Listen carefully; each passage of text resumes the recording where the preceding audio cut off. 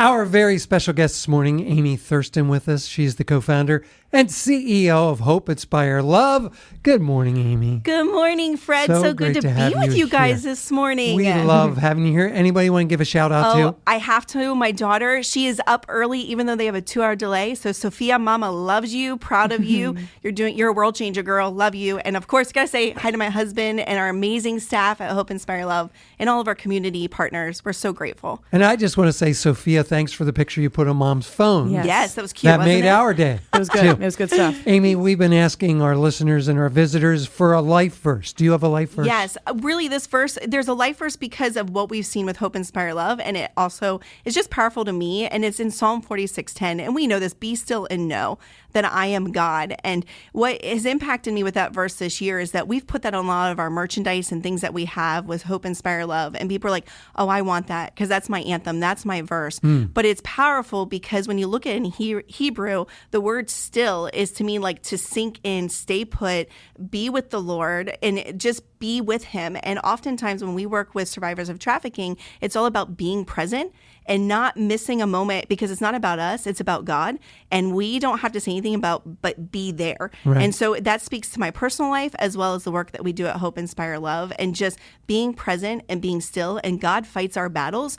And so when we can go into working with these women, it's the reminder that, hey, you may not know what faith is, and we're not going to force our faith, but just sit with us, just like God sits with us. And he will speak through you and to you just by allowing us to be present with them. I love that. Expand a little bit on what Hope Inspire Love is all about and what you guys are doing in the community. Yeah, Hope Inspire Love, we are a community impact, faith-aligned nonprofit working with survivors of human trafficking and exploitation, meeting them in the gaps of services that are here in our communities. So we're based in Lancaster, but we survey basically all of our communities like Montgomery County, Dauphin County, we're in Berks, Lancaster, York. And the reason is that so many individuals need services, but there's not services in every county. So if we can meet that need, that's where we are. So I'll share a little bit more about what we're exactly doing, but just again, combating human trafficking, and our whole heart is to empower survivors to flourish and thrive right where they are with long-term sustainability, not short-term.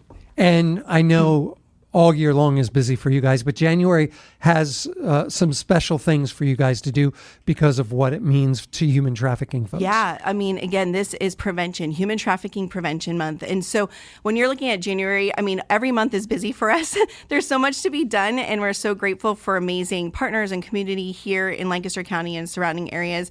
But Human Trafficking Prevention Month, this is a month to really go into our communities and help people understand what is human trafficking, what's going on, how to keep our kiddos safe. Like, what does this really look like? And changing that narrative of what people think trafficking is, and helping them understand this can be your kiddo. It doesn't have to be just that vulnerable population. And for me, it's helping families understand like 1% of kids are ever kidnapped. And so families will think, oh, I got to keep my kid a little safer. You know, I'm a mama, I understand that. But if I let my kid go into the room next door with a device, and I say, here, go on and you can play your games or you can talk to your friends, I'm just allowing somebody else to enter my kiddo's life and have influence, and that's not okay with me. So we're going into churches and schools, businesses. I've loved lunch and learns with businesses where they're going, hey, this has been happening with my family, and we can help them with that training and understanding of how to talk to your kids at certain ages, as well as helping them know what's going on right in our community. So how can people get a hold of this info? How can they have you come out to talk to them? Yeah, go to our website, hopeinspirelove.org. You can book a speaker, kind of tell us what you're looking for, trainings. We have tons of resources, spot the signs, brochures, papers like that you can download, and it tells you what does trafficking look like, especially in minors and then with adults. And we do this because we had a young woman we worked with that said, where were you when I was 13 or 14? Wow. This is when this started. She was in her 20s. And she said, if somebody would have been aware or believed my story then, what my life would have looked like. And so that made us realize we've got to start at a younger age, helping with more of that prevention and understanding. But most survivors don't self-identify. We're not rescuers. We're not here because oftentimes they are the ones that it's their story. And later on they go, oh my word, my life and my picture is starting to come together. You have kids in foster care. They're adopted. They finally feel safe. And then all of a sudden, all the memories come back. And so you want to meet the families, the youth, the individuals in our community. So going to our website, getting those resources.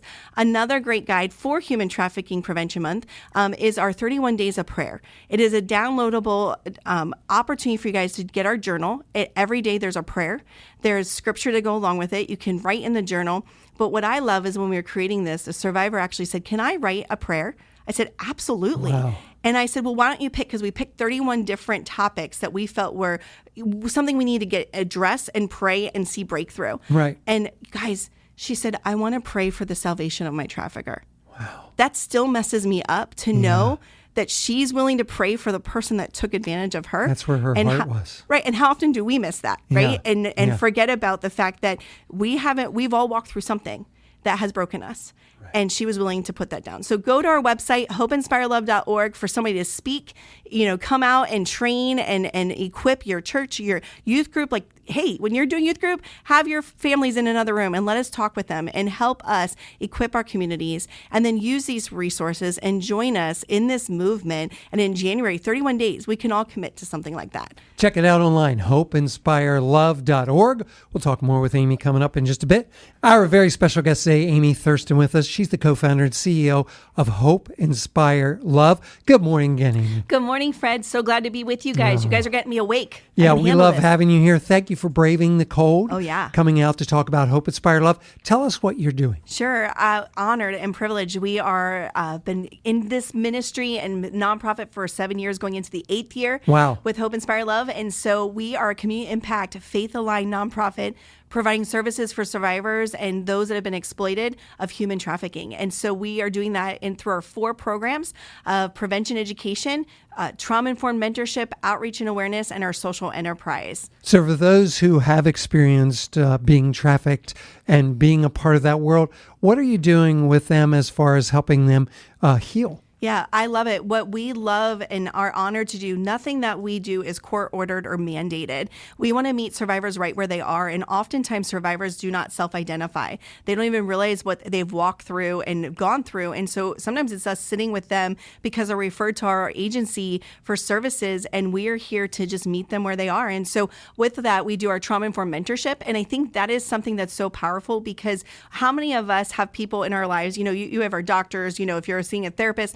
you have to pay them, right? To either tell you what's wrong with you or spend time with you to figure out your problems. Right. And what we have seen with mentorship, one-on-one mentorship with people that are navigating life, we all need mentors. But if we had to pay somebody to be our friend or our mentor, it takes away the value and the respect. And so we are walking with survivors one-on-one, and they're matched with a mentor that literally has been trained and screened to meet them where they are and make sure that they can walk with them in that journey for a minimum of 1 year. Okay. 1 year. So think Wow. about that long term and trust. It takes us forever to trust, especially when we've walked through something, but then the ability to then walk with somebody longer and then choose that on my own, not somebody telling me I have to do that. Right. So how does somebody become a mentor? How does somebody become a part of Hope Inspire Love and help do that? Yeah. Well, the beautiful thing is we're always looking for more mentors because the need continues to rise. And we want to have so many different varieties of individuals that have walked through life. And somebody said to me one time, well, I've not walked through that.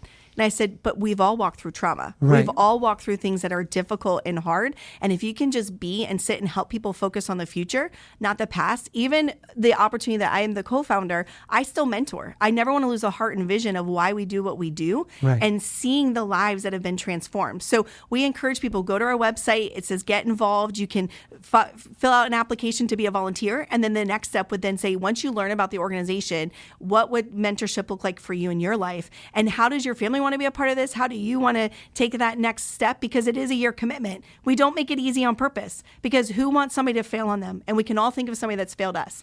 So one of the things we've been doing is our trauma art class for the community and for the survivors that we work with. And that art class is all about the art of kintsugi and brokenness and how God restores the broken, because we've all walked through it. And so what we've seen is bringing people in our community into a healing space with our trauma artists, walking through that. If we have healthy and whole people in our community, we've got amazing mentors. Yeah. And so that's what we want to do, is one, help see our community healed, but also see survivors healed. And so that's the beauty of what we get to do through the trauma-informed mentorship in our trauma art classes. Beyond that, how about job training for those who have been impacted? Yes, so often, so many of those that we work with are trying to get back on their feet. They had that gap of their resume where there's nothing on there, where that was during the season of where they were trafficked, and you want to protect them and their dignity and their respect, or they don't know how to work with somebody of the opposite sex yet, or they've been literally in this stage of they can't look at me in the eye because of their fear. And we want to teach them healthy men, God-fearing men that love Jesus but also respect them. And so creating a community where they can come in and work and get that sustainability and finances and learning how to balance their checkbook. Okay, maybe most people don't use checkbooks anymore. Balance their account, right? Right. But helping them get back on their feet, and then the dignity of seeing the product in the community. So right now we're doing coffee, we're doing clothing, we're partnering with other survivors that make jewelry and candles and giving that life back. And also when people purchase it, they're purchasing with purpose. Yeah. And then it's helping us spread the message and awareness, but that survivor seeing that message that maybe they said on a shirt.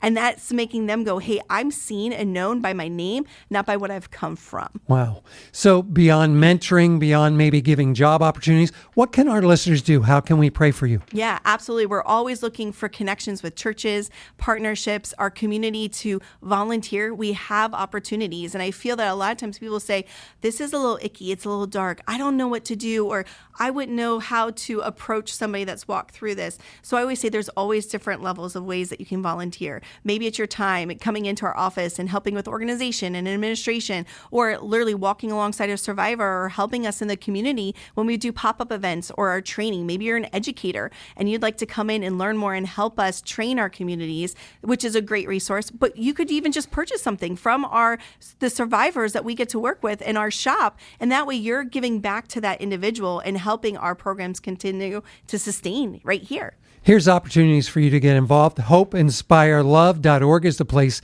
to go, whether you want to be a mentor, whether you want to financially help, whether you want to pray, or if you just want to get more information about how you can be further involved, that's the place to go. HopeInspireLove.org. Or if you'd like to have Amy or any of her team come out and talk about human trafficking and what Hope Inspire Love is doing into community, that's a place where they can do that too, right, Amy? Yes, we'd love that. Please reach out. We're always here. We want to be a resource for our community. That's our passion and our heart, and we can all do something. Everything is available to do something online to resources, but we can do tangible next steps by just taking that step and saying, what can I do to learn more? And then how can I get involved? Awesome. Amy, great having you here. Thank you. We love appreciate being with you guys. Yeah, we love being with you too. Check it out online, HopeInspireLove.org.